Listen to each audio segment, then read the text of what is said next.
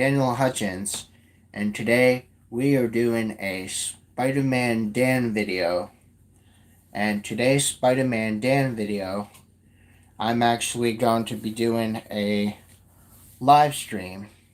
So, this is the first ever live stream that I've done here for a channel for at least a while. So, you are in for a treat. Okay, so as you see, I'm Spider-Man Dan. You see I have my mask and I have my shirt back on, as I said from the previous part from the Spider-Man Dan series. So we are actually talking about something from our friend Screen Rant. We're talking about Doctor Strange, whether he was right on how did the other Spider-Man villains die. Okay, alright, so the villains in Spider-Man No Way Home are apparently fated to die. But of course, two of them didn't make the movies. And this raises some questions. Okay, so let me get used to this. This is kind of hard. But yeah, pretty crazy stuff. Okay, so the second trailer for Spider-Man No Way Home reveals that its villains are all fated to die, fighting the Spider-Man. Of course, the assertion makes that the status of two of the villains are a bit confusing. So, considering the history of the villains of the Sam Raimi Spider-Man trilogy, The Amazing Spider-Man, the not hard to agree with the lines of thinking on a surface level. Now, as closer examinations though, however, it is clear that there are holes in this trailer's assertion on where it happens with these villains. Now, in a second trailer for No Way Home, Doctor Strange has revealed to Peter that the Spider-Man movie villains have accidentally brought into the world and are all fated to die fighting Spider-Man, which was a declaration, and it makes sense when one remembers how much these fights have been from the original Spider-Man trilogy, and also The Amazing Spider-Man. And also, another thing to consider is that it came from Doctor Strange himself. Now, it makes sense for this information to be reliable.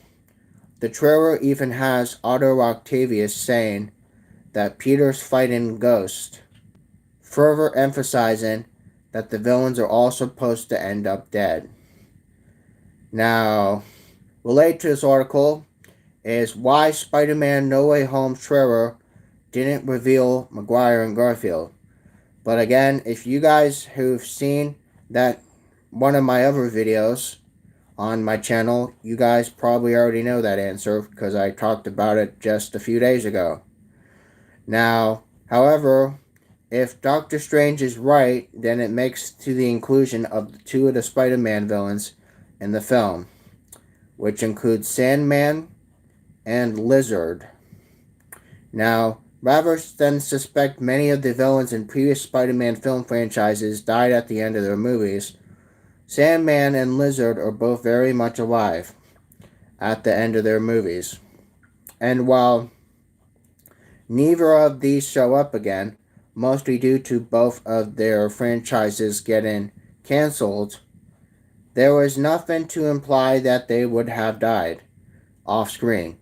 It's also noted that it is not impossible to have them have died. Again, not have died. And revealed to them suddenly dying after their stories concluded, can also serve to make the movie even more tragic than what it already is shaping out to be. Okay, so is Doctor Strange right? on Do the Spider-Man Villains Die? Well, we're about to find out. So in regards to Strange saying that the villains are fated to die, it has made sense to come to this conclusion from a meta perspective. Now, looking from the Sam Raimi Spider-Man trilogy and Amazing Spider-Man, it's very common that for villains to die and at the end of their films, the only ones surviving were Sandman and the Lizard.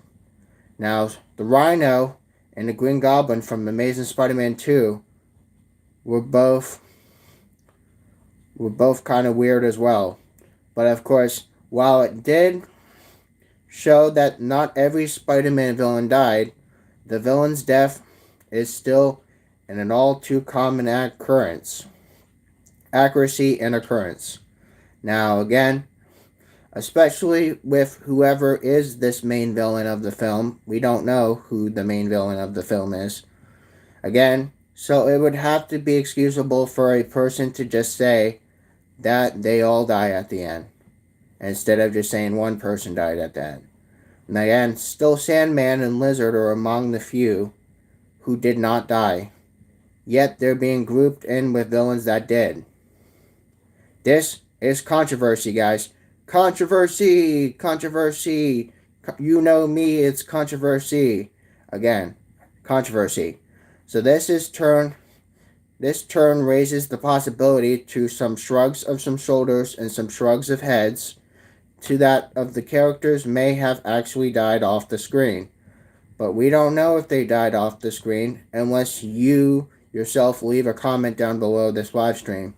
Then I'd like to know what you guys think from that then. But anyway, how could Sandman have died? Well, that we're going to talk about. So Sandman is from a clear creative arc from Spider-Man 3 of 2007, and from him apologizing to Peter for accidentally killing his Uncle Ben, Peter forgiving him after spending the entire film working to control his emotions, Sandman dissolves into sand and blows away. You know, like that. So again, it's easy enough to conclude that he's just exiting the scenes. But from the movie, wanted to be dark and how it gives Sandman his own death. But again, it could be that the moment Sandman dissolving into sand actually made him killing himself. He's never again seen after this moment. And the entire city seeing him fight Spider-Man and a giant sand monster, which was him, respectively, he could have felt that as if no longer had a place in his daughter's life, and he decided to take his own life instead. Okay, so there's really not much to say about this, but again, explanation for Sandman's appearance in No Way Home is that Sandman in No Way Home is from a universe where the events of Spider-Man 3 ended with him dying instead. Now, this multiverse has long been established as a benefactor to the films. Now, it hasn't been stated yet that the Sam Raimi villains all come to the same universe, nor has anything been of that nature been, and for the villains of the Amazing Spider-Man movies, likewise. So Sandman, and by extension, any of the villains, being from alternate versions of the original films, are also definitely possible. Now, related to this article, Tom Holland's Omnius Spider-Man quote teases Tobey Maguire's return. But we already talked about that on a video on my channel. Check it out yourself later. Again, I'm telling you guys, I already did that. So now we're talking about how could the Wizard have died. Now, okay, so explaining that the Wizard could have died was relatively easy, considering what Sony's originally done with the Amazing Spider-Man franchise. Only two of the films set up this plot thread for the mysterious man we know controlling things from the shadows, including being involved with the deaths of Peter's parents. And Amazing Spider-Man 2 has him working with Harry Osborn to create the Sinister Six. Now, something that would have been expanded on later in the films, later down in the future. Again, later on in the future. While none of that of anything else has planned with the franchise, it came to fruition account to the franchise being canceled and the Marvel Cinematic Universe take over Spider-Man. It could have been easy enough to say that those things ended with happening off screen between Amazing Spider-Man 2 and Spider-Man No Way Home with the Lizard. Now, during because his attachment to Peter was meant that he was liable for what it would be single enough situation, it could have been used to appease those hoping for Amazing Spider-Man or a Sinister Six spin-off later down the road. Again, later down the road. But by acknowledging all these things are going to happen before the series was canceled. Okay. So, hold on. I'm just trying to learn how to do a live stream while I'm wearing my Spider-Man mask. It's kind of tricky if you guys probably don't notice.